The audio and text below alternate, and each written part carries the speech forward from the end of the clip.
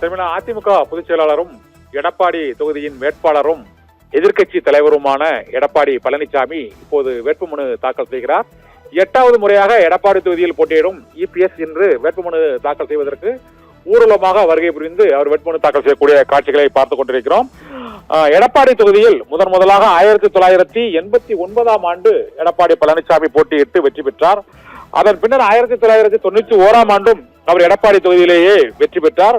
இதே போல திருச்செங்கோடு தொகுதியில் அவர் எம்பியாகவும் எடப்பாடி பழனிசாமி நின்றிருக்கிறார்.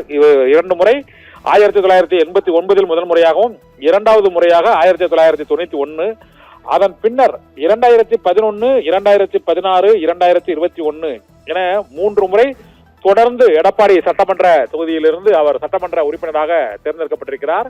ஹேட்ரிக் சாதனையை முறியடித்து அதன் பின்னர் 2026 எடப்பாடி தொகுதியிலேயே எடப்பாடி பழனிசாமி போட்டியிடுகிறார்.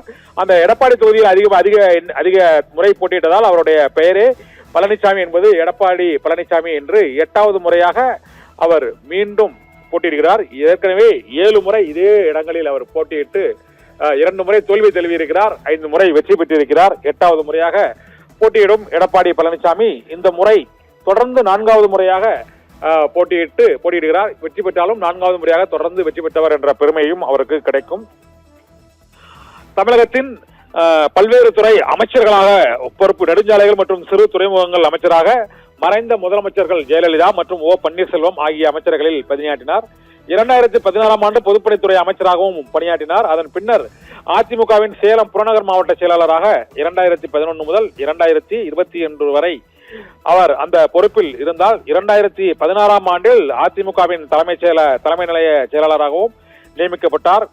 முதலமைச்சராக இருந்த ஜெயலலிதா மறைந்த பிறகு 2017ஆம் ஆண்டு அவர் மீண்டும் அவர் முதலமைச்சராக தேர்வு செய்யப்பட்டார். 2017ஆம் ஆண்டிலிருந்து 21ஆம் ஆண்டு வரை 4 ஆண்டுகள் தமிழகத்தின் முதலமைச்சராகவும் அதன் பின்னர் 2021ஆம் ஆண்டிலிருந்து தற்போது வரை எதிர்க்கட்சி தலைவராகவும் இபிஎஸ் பொறுப்பு வகித்து வருகிறார். அதிமுகவின் பொதுச் செயலாளர், எதிர்க்கட்சி தலைவர், அங்கு சேலம் புறநகர் மாவட்ட செயலாளர், கிளை செயலாளர் என பல்வேறு பொறுப்புகளை அதிமுகவில் வகித்து வந்த எடப்பாடி பழனிசாமியின் கட்டுப்பாட்டில் தான் இப்பொழுது அதிமுக இருக்கிறது. அதிமுக பொதுச் செயலாளராகவும் எதிர்க்கட்சி தலைவருமான எடப்பாடி பழனிசாமி 8வது முறையாக எடப்பாடி தொகுதியில் தொடர்ந்து அவர் போட்டியிடுகிறார்.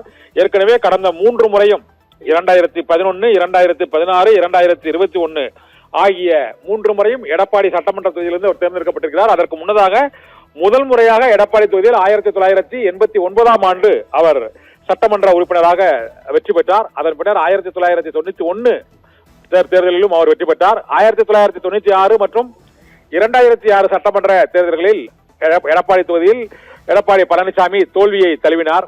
இந்த சூழ்நிலையில் இந்த முறை அதிமுகவிற்கு பொதுச் செயலாளராக பொறுப்பேற்று முன்னாள் முதலமைச்சர், இப்போதைய முதலமைச்சர் வேட்பாளர், எதிர்க்கட்சி தலைவர் என பல துறைகளில் அரசியல் ரீதியாக அவர் உயர்ந்த பதவிகளை அடைந்துள்ள சூழ்நிலையில் இந்த முறை முதலமைச்சர் வேட்பாளராக அதிமுக பாஜக கூட்டணியில் களமிறங்குகிறார். அதற்காக அவர் வேட்புமனுவை தாக்கல் செய்யக்கூடிய அந்த காட்சிகளை தான் நாம் இப்போது பார்த்துக் கொண்டிருக்கிறோம். எடப்பாடி தொகுதியில் சேலம் மாவட்டம் எடப்பாடி தொகுதியில் போட்டியிடுவதற்கான வேட்பு மனுவை இபிஎஸ் இப்போது தாக்கல் செய்திருக்கக்கூடிய அந்த காட்சிகளை தான் பார்த்துக் கொண்டிருக்கிறோம். இன்று வேட்புமனு தாக்கல் செய்வதற்கு கடைசி நாள் என்பதால் அனைத்து கட்சிகளைச் சேர்ந்த முக்கிய தலைவர்கள் மற்றும் உள்ளிட்டோர் இந்த வேட்புமனுக்களை தாக்கல் செய்கிறார்கள். எடப்பாடி தொகுதியில் தேர்தல் நடத்தும் அலுவலர் நடராஜனிடம் 8வது முறையாக இபிஎஸ் இந்த வேட்புமனுவை தாக்கல் செய்திருக்கிறார். எடப்பாடி பழனிசாமி 8வது முறையாக சேலம் மாவட்டம் எடப்பாடி தொகுதியில் முதலமைச்சர் வேட்பாளராக களமிறங்கியுள்ள சூழ்நிலையில் இன்று அவரது வேட்பு மனுவை தேர்தல் நடத்தும் அலுவலர் நடராஜனிடம் எடப்பாடி பழனிசாமி தாக்கல் செய்தார்.